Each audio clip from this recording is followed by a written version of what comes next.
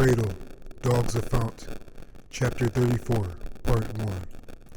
The large press room was packed with journalists with largish mics, politicians seated in order of seniority or superiority, as the general saw it, military men, and various other high-ranking government employees. Arturo was seated somewhere in the middle rows of the seats that were all facing the large oak podium with Fount's emblem set in gold. Rodney Hacker was speaking as if trying to calm the whole nation with warm and assuring blanket statements. Hacker was next in line after the last judge, a House leader in the Congress who for the most part did what the judges told him to do on more pressing matters. Now, Arturo was pretty sure Rodney was doing whatever the hell Ryan was telling him to do, but there was no confirmation of any on that fact. In fact, it was a mysterious affair on how the general got back in Fount. After he killed the remaining judges, Ryan had him and Ruth transported back home immediately, with barely time to pack their things. Yes, there was speculation that the general was the killer of Oberhill, but after the death of the rest of them, people decided they didn't believe Arturo could have possibly killed them all.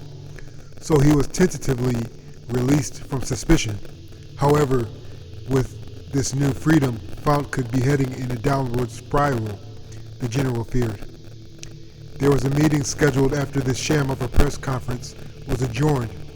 Even in that meeting, the speech would be all BS. Arturo focused on Hacker's pink tie and thought the man was using every symbol to calm the public into complicity with this shadow takeover. The judges needed to go, Arturo thought, but Fount still wasn't secured for the future he saw for her. He was going to need to make sharp moves and slink through the shadows some more. Ryan had an eye on him, that's for sure, but he'd fix that, somehow. And God bless Fount.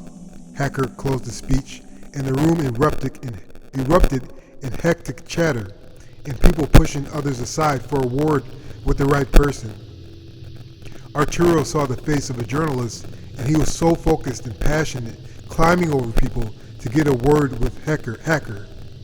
It was like pigs sloshing through the slop for rotten apples in a feeding trough. Out in the hallway, there was some spillover of people, but relatively quiet. The light gray marble floors shined like mirrors, and the marble on the walls gave a milky, dreamlike quality to the building. He rubbed his head and continued to walk even slower. He truly wanted to know what was going to happen in the meeting room, but needed to decompress before entering, or he might not be able to keep a cool head. He stopped in front of a glass window to an office at a corner in the hall with a slightly copper sheen. He saw himself in the mirror and saw a tiredness in his face. Normally, he'd tried to toughen up his look, but he'd want to appear as harmless as he could in that meeting, so they don't fear him, his gun, and moreover, they think he has given up. A hand clasped his shoulder from behind. Arturo calmly looked back. It was Polnick, Fred Polnick, the intelligence officer that went way back with the general. The man was lanky as ever and wearing a loose, almost baggy suit. The man's face worn, and his smile wasn't fooling Arturo. Polnick, Arturo said, What you have up your sleeve? Who, me? Just telling you that whatever's going on, don't come and meet me for some time, Polnick said and winked. You get what I'm saying to you? I will not be there anytime soon, my friend, Arturo answered. Polnick nodded, now with an extremely serious look on his face, and took out his crumpled paper pack of Vanguard Reds. Polnick took one cigarette out and scratched the dark black stubble on his face and stared at the general for a moment before turning and walking toward the small flight of steps leading to the quieter side exit.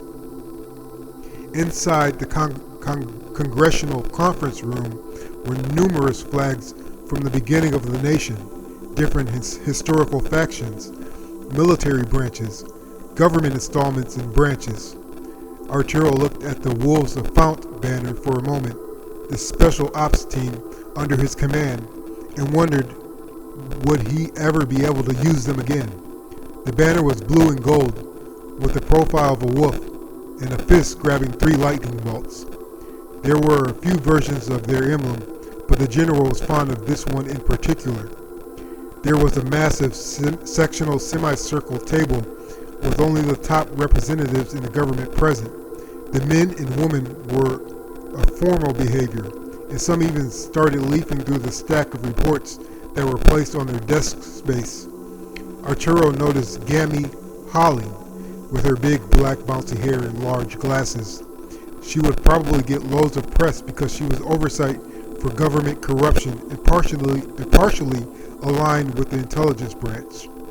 She, Arturo, and Polnick had been in a handful of intense meetings together, but managed to keep respect and come to agreements. Hacker walked to his seat at the head and banged the gavel. It quickly permitted silence.